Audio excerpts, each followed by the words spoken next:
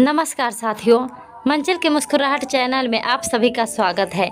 माँ, ओ माँ, कहाँ चली गई? जरूर बाबूजी की डायरी लेकर बैठ गई होंगी। मैं भी कितना बुद्धू हूँ।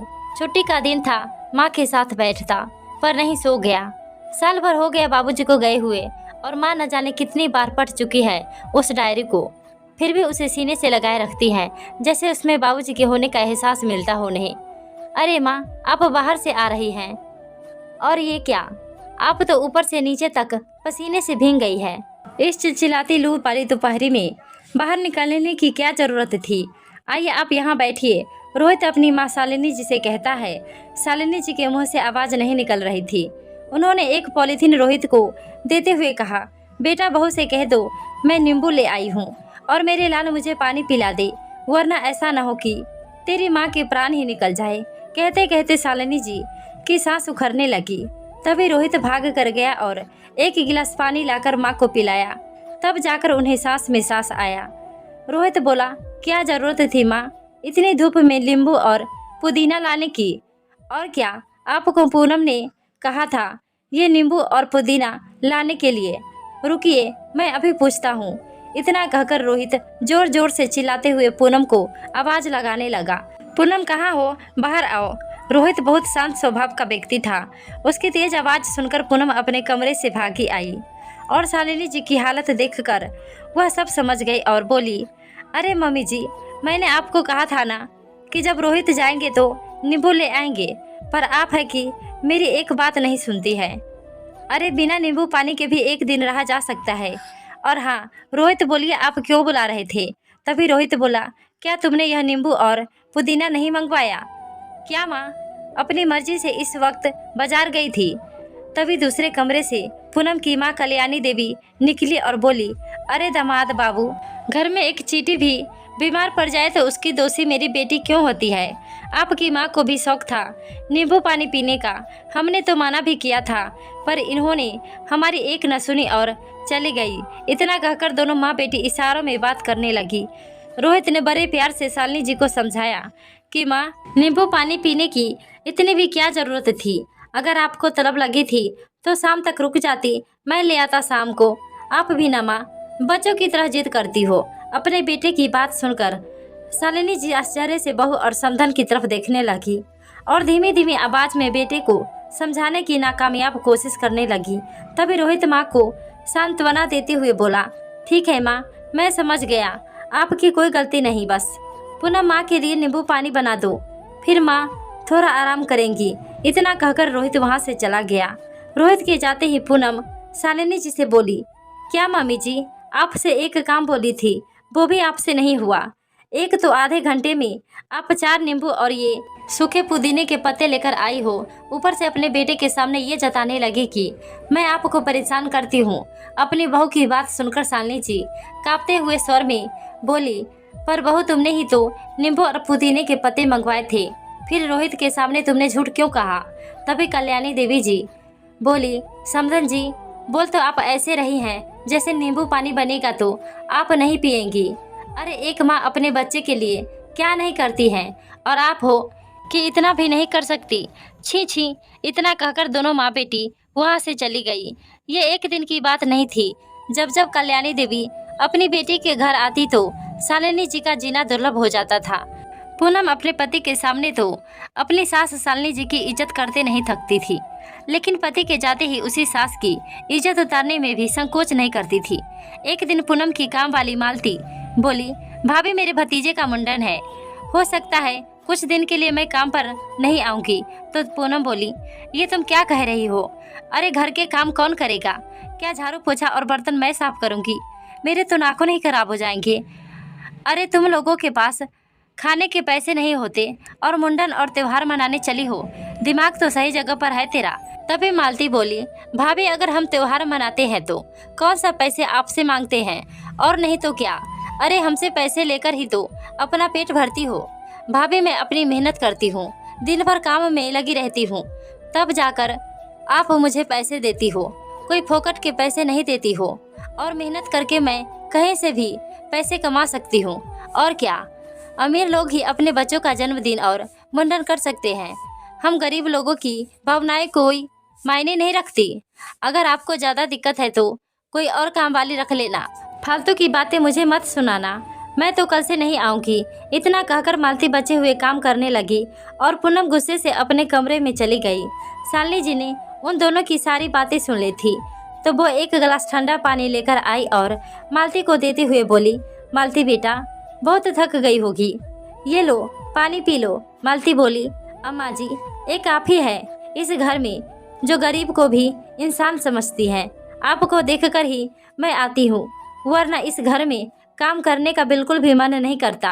तभी शालिनी जी बोली, बेटा तुमसे एक विनती करूँगी, जितनी जल्दी हो सके अपने भतीजे का मुंडन निपटा कर आ जाना, वरना तुम तो जानती हो कि घर के सारे काम मुझे करने पड़ेंगे।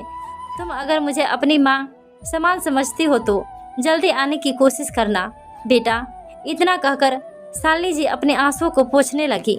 अम्मा जी की आंखों में आंसू देखकर मालती सोचने लगी कि हे ईश्वर, क्यों ऐसी जिंदगी देते हो जहाँ पैसे कमाने वाले बच्चे तो होते हैं पर माँ की कदर करने वाली बहू नहीं होती है।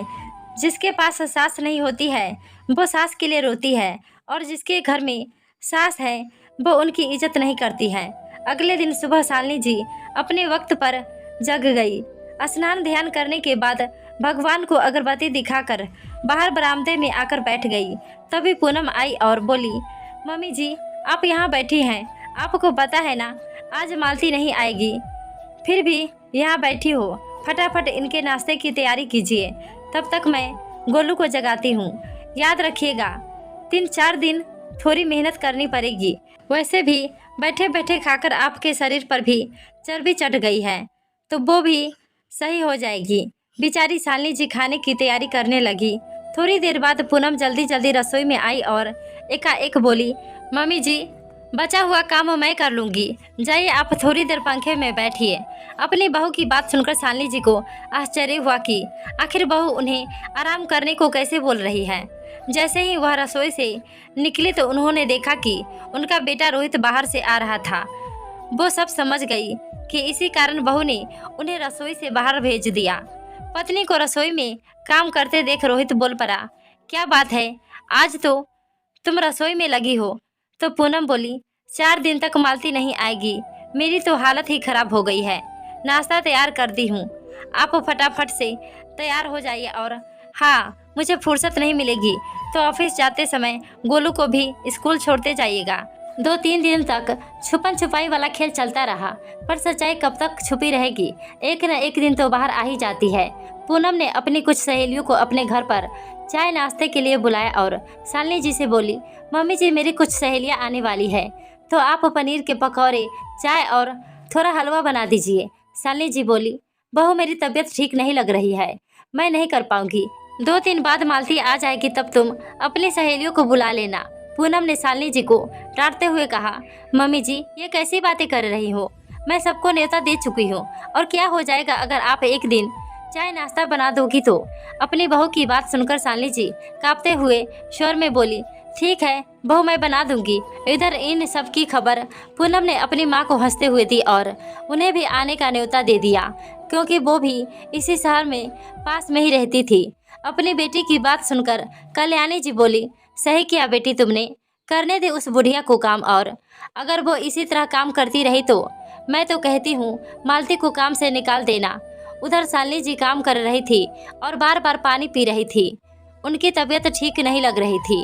खैर पूनम की सभी सहेलियां आ गई तो पूनम ने अंदर से आवाज़ लगाई, बन गया है तो बाहर ले आओ। तो बेचारी शालिनी जी ने सारा नाश्ता लाकर टेबल पर लगा दिया। तो पूनम की एक नई सहेली बोली, अरे पूनम क्यों इतनी बूढ़ी काम वाली को रखी हो, कोई जवान रख लो जो फुर्ती से काम कर सके। ये बात सुनकर सभी औरतें हंसने लगी। उनकी बात सुनकर शालिनी जी अपनी बहू का मुंह देखने लगी। तभी पूनम बोली, अरे आजकल अच्छी काम वाली मिलती कहाँ है, और ये कैसी बातें कर रही हो, ये कोई काम वाली नहीं मेरी सास है। तो दूसरी हंसकर बोली, तो फिर सास ही बदल लो। इतना कहकर वो सब हंसने लगी, पर किसी ने ध्यान नहीं दिया कि दरवाजे पर रोहित खड़ा था। अचानक शालिनी जी हिचकिचाते हुए बोली, बहू वो रोहित वो। तो पूनम बोली, मम्मी जी अपने बेटे का नाम लेकर मुझे डराओ मत, वैसे भी उनके आने का अभी समय नहीं हुआ है, जब तक वो आएंगे तब तक तो ये सब चली जाएंगी और ये सारे ताम झाम मैं समेट दूंगी। उन्हें पता भी नहीं चलेगा कि यहाँ कोई आया भी था। तभी रोहित की आवाज़ आई, पर पूनम मुझे तो सब पता चल गया है। मैंने तो सब अपनी आंखों से देख लिया है। अचानक पूनम ने मुड़कर देखा तो दरवाजे पर रोहित लाल आंख लिए हुए खड़ा था। वो बोली, रोहित आप अचानक से कैसे आ गए? आपने आने को खबर भी नहीं दी। तो रोहित बोला, वो तो अच्छा हुआ मैं अचानक से आ गया, वरना तुम्हारा असली रूप कैसे देख पाता। सुबह जब मैं दफ्तर जा रहा था तो माँ की तबीयत मुझे ठीक नहीं लगी। यही सोचकर मैंने आधे दिन की छुट्टी ले ली कि तुम अकेली घर पर माँ को कैसे संभालोगी। पर यहाँ तो कुछ और ही चल रहा है। तभी पीछे से पूनम की माँ कल्याणी देवी जी, जो कि उसी शहर में रहती थी, बोलते हुए अंदर आई। अरे क्या क्या बनाया तुम्हारी सास ने, और किटी पार्टी खत्म तो नहीं हो गई? तभी पूनम ने माँ को आंखें दिखाकर रोहित की तरफ इशारा किया तो रोहित बोला, आइए आइए, आपकी ही कमी रह गई थी मेरे घर संसार में आग लगाने की। आपने भी कोई कमी नहीं छोड़ी। रोहित को इस तरह बोलते हुए देखकर पूनम रोहित पर गुस्सा हो गई कि आप सबके सामने मेरी माँ से ये किस तरह से बात कर रहे हो। तभी रोहित ने पूनम को जोरदार थप्पड़ लगाया और कहा, तुम सबके सामने मेरी माँ को नौकरानी साबित कर सकती हो और मैं तुम्हारी माँ को कुछ कह भी नहीं सकता। इतना कहकर रोहित ने हाथ जोड़कर सभी औरतों से कहा, आप सबसे विनती है, आप अपने अपने घर जाइए और अपने घर को संभालिए। सभी औरतें मुंह बनाकर वहां से चली गई। तभी शालिनी जी रोहित का हाथ पकड़कर बोली, बेटा तुम्हें अपनी पत्नी पर हाथ नहीं उठाना चाहिए था। तो रोहित रोते हुए अपनी माँ के पैरों में गिर गया और बोला, माँ मैं जानता हूँ कि आपने मुझे ऐसे संस्कार नहीं दिए, पर इस औरत ने मुझे ये करने पर मजबूर कर दिया, मुझे माफ़ कर दीजिए। तभी कल्याणी देवी बोली, वाह समधन जी, पहले बेटे को भड़काती हो और फिर उसे रोकती हो। तो रोहित अपनी सास की तरफ मुंह करते हुए बोला, आप अपना मुंह बंद कीजिए, वरना मैं भूल जाऊंगा कि आप मेरी माँ की उम्र की है। अरे अपना घर तो संभाल नहीं सकी और मेरे घर को भी बर्बाद करने आ गई हो। यहाँ पर आप अगर इतनी ही अच्छी होती तो आपके बेटे बहू आपको छोड़कर दूसरे घर में नहीं रहते। अरे कुछ तो शर्म कीजिए। माँ अपनी बेटी का घर बसाती है और आप है कि बस उसे उजाड़ने में लगी हुई है। अब मैं समझा, मेरी माँ को उस दिन भी नींबू के लिए भरी दोपहरी में आप दोनों माँ बेटी ने ही भेजा था। माँ मुझे माफ़ कर दो, मैं उस दिन आपकी बातों को समझ ना सका। तभी पूनम बोली, तो क्या सिर्फ बैठकर खाएगी? 2-4 दिन काम कर लेने से आपकी माँ मर नहीं जाएगी। पूनम की बात सुनकर रोहित से अब रहा नहीं गया और उसने दूसरा थप्पड़ जड़ दिया और बोला, जो औरत दूसरे की माँ का दर्द नहीं समझ सकती है, वो अपनी माँ का दर्द भी एक दिन नहीं समझेगी।